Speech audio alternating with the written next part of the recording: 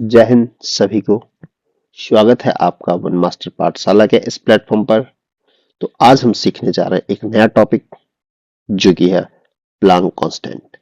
तो आज का हमारा जो टॉपिक रहने वाला है वो है प्लांक कांस्टेंट। तो आज हम जो चर्चा करेंगे वो प्लांक कांस्टेंट के बारे में चर्चा करेंगे और सीखेंगे इससे संबंधित परीक्षाओं में पूछे जा सकने वाले महत्वपूर्ण प्रश्न। तो शुरुआत करते हैं आज के इस टॉपिक की। तो सबसे पहली बात है, प्लांक में हमें किसी भी तरंग से संबंधित अगर तरंग दैर्घ्य होती है या आवृत्ति होती है तो उस आवृत्ति से संबद्ध कितनी ऊर्जा उस तरंग के पास होती है उसे प्लांक कांस्टेंट ने एक समीकरण के रूप में व्यक्त किया था, जिसे हम प्लांक इक्वेशन कहते हैं। प्लांक इक्वेशन के अकॉर्डिंग हम कहते हैं कि E is equal to H nu. अगर कोई तरंग है उसकी आवृत्ति क्या है, न्यू है, तो उससे संबद्ध ऊर्जा कितनी हो जाएगी, एच इंटू न्यू। तो यहाँ पर जो h है ये एक प्लांक कांस्टेंट है और जिसकी जो वैल्यू होती है वो होती है 6.6 10 to the power -34 joule second. यानी प्लांक कांस्टेंट जो h है इसकी वैल्यू होती है 6.6 10 to the power -34 joule second. सबसे महत्वपूर्ण चीज यहाँ पे याद रखने वाली है कि प्लांक कांस्टेंट का जो मात्रक होता है वो क्या होता है, जूल सेकेंड। इसका मात्रक क्या होता है, जूल सेकेंड। और परीक्षाओं में इससे संबंधित बहुत ही महत्वपूर्ण प्रश्न पूछे जा सकते हैं। चलिए देखते हैं किस टाइप के प्रश्न हमसे पूछे जा सकते हैं। तो ये रहा हमारा आज का पहला प्रश्न कि Planck constant has the same unit as, यानी प्लांक कांस्टेंट की यूनिट इनमें से किसके जैसे होती है। तो हमने अभी पढ़ा था कि प्लांक कांस्टेंट की जो यूनिट होती है वो जूल सेकंड होती है, ठीक है ना। प्लांक कांस्टेंट की यूनिट जूल सेकंड होती है। अगर हम यहाँ पर देखें फोर्स इनटू टाइम, तो क्या ये हो सकता है, फोर्स की यूनिट होती है न्यूटन और टाइम की यूनिट होती है सेकंड, तो इसकी यूनिट हो गई न्यूटन सेकंड, ये भी नहीं हो सकता है। नेक्स्ट है फोर्स इनटू डिस्टेंस। अगर फोर्स इनटू डिस्टेंस की बात करते हैं तो ये बन जाता है न्यूटन इनटू मीटर, तो ये न्यूटन मीटर बन जाता है। अब न्यूटन मीटर यानी ये कहते हैं वर्क, यानी फोर्स इनटू डिस्टेंस को कहते हैं वर्क, और वर्क यूनिट होती है जूल। तो यहाँ पर इसकी यूनिट जूल है, जबकि हमें क्या चाहिए, जूल सेकंड। तो ऑप्शन सी भी इसका आंसर नहीं है। नेक्स्ट हमारे पास आ गया है force into speed. Force into speed की अगर बात करते हैं तो हमारे पास आ जाता है फोर्स का मात्रक न्यूटन, स्पीड मीटर पर सेकंड। तो ये क्या बन गया, न्यूटन मीटर पर सेकंड। और न्यूटन मीटर को अगर हम कन्वर्ट करें तो न्यूटन मीटर बन जाएगा जूल, और ये बन गया सेकंड। तो ये बन गया जूल पर सेकंड, तो ये भी नहीं हो सकता है। तो इसका मतलब जो लास्ट ऑप्शन बचा हो वो ये वाला होगा। तो यहाँ पर फोर्स इनटू डिस्टेंस है, फोर्स इनटू डिस्टेंस होता है वर्क, और वर्क की यूनिट होती है जूल। साथ में इसके टाइम लगा हुआ, टाइम की यूनिट होती है सेकंड, तो ये बन गया जूल इनटू सेकंड।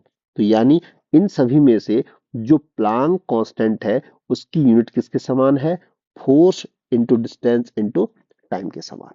तो हमारा ये वाला ऑप्शन क्या हो जाएगा, करेक्ट हो जाएगा।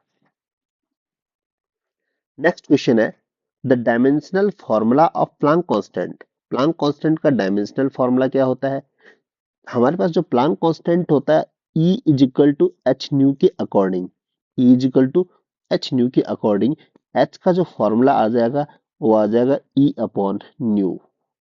और अगर हम इसको सॉल्व करेंगे तो E की यूनिट क्या होती है, E ml2 t-2, ml2 t-2, और अपॉन में इसकी यूनिट क्या होती है, न्यू की यूनिट होती है टी इनवर्स, टी इनवर्स। तो अगर ये ऊपर जाएगा तो हमारे पास क्या बना देगा ये, ml2 t-2 तो था ऊपर, और साथ में हमारे पास क्या आ गया, नीचे से टी आ गया। तो इसने यूनिट क्या बना दी है, ml2 t-1। तो यानी प्लांक कांस्टेंट का डायमेंशनल फॉर्मूला क्या होता है, ml2 t-1। तो इसका करेक्ट आंसर हो जाएगा option number A. Next question.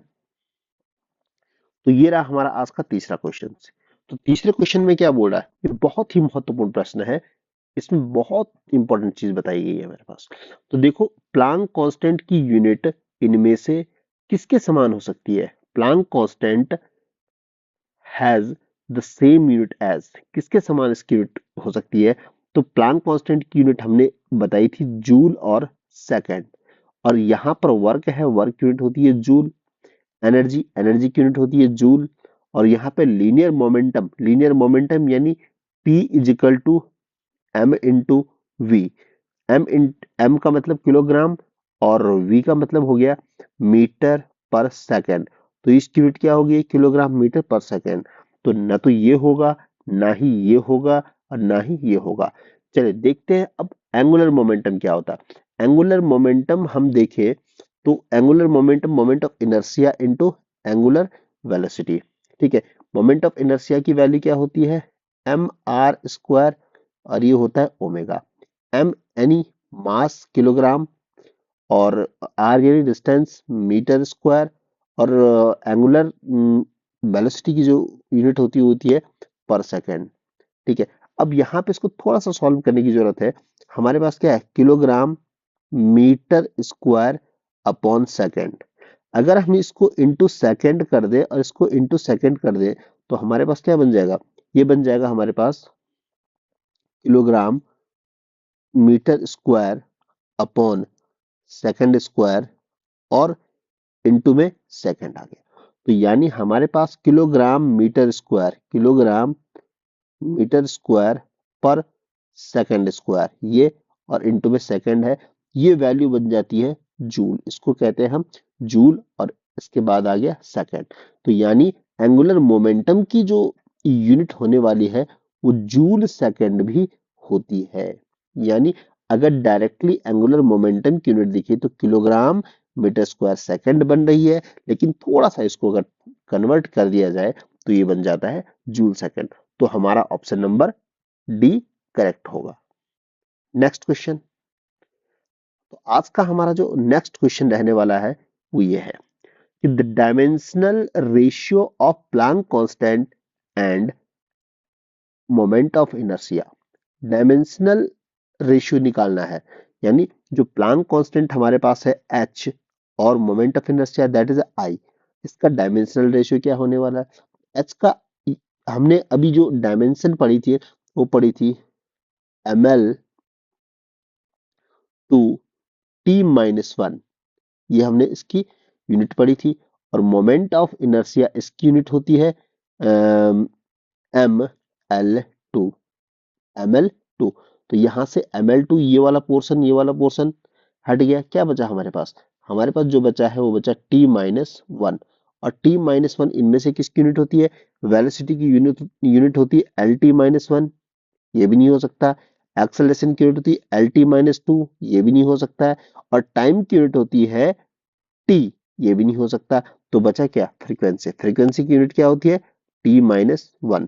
तो हमारा जो करेक्ट ऑप्शन रहेगा वो रहेगा ऑप्शन नंबर ए, यानी the dimensional ratio of Planck constant end moment of inertia is the dimension of frequency.